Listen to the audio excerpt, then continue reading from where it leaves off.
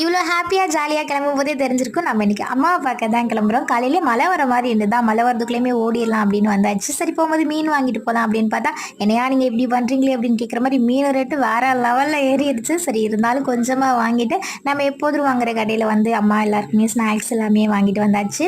நம்ம அம்மா வீட்டுக்கு வந்தாலே நம்மளை ஃபர்ஸ்ட் வந்து வெல்கம் பண்றவ என்னோட அழகி ரோசி தான். அதுக்கப்புறம் தான் அம்மாவே வருவாங்க.